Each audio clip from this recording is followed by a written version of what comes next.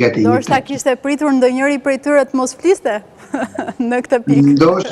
Ndoshta ajo dhe zelli i madh ynë për të treguar nivelin ton të raporteve dhe miqësisë me Itali, shumë ministra i ka shtyrë, ata që nuk e kanë ditur të paktën ka mësuar dy fjalë në ato momente që të tregojnë sa më shumë konfidencial me palën italiane.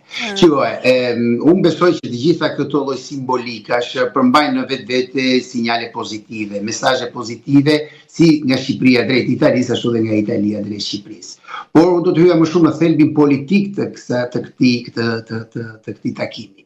Është hera e parë që Italia përfshin në këtë nivel të lartë institucional, pra të dy qeveri që bëjnë një mbledhje të përbashkët në historinë e saj.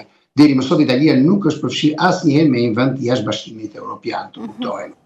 Kjo vjen për shkakun sepse janë raporte të shkëlqyera, janë raporte të disa vitesh, më themi që nga rënia e komunizmit Italia gjithmonë ka qenë afër Shqipërisë, nuk kemi pasur asnjëherë konflikte, tensione në atë pikë se mund të sillin krisje, por këto raporte tani kanë marrë një lloj, unë do t'i quaj intimiteti politik, sepse vetë kontributi dy liderëve, Meloni dhe Ramës, i ka çuar këto nivele në këto raporte në nivele të larta.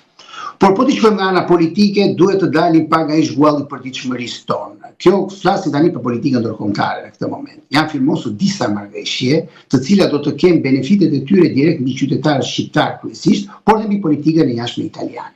Politika e jashtme italiane tashmë është e dedishme që stabiliteti i saj ndërkombëtar, dhe kur them stabilitet ndërkombëtar do të thënë siguria ushtarake dhe zhvillimi i sipërmarrjeve dhe ekonomisë dhe i biznesit italian do të kalojë nëpërmjet dy zonave gjeopolitike, që është Afrika e Veriut dhe Ballkani.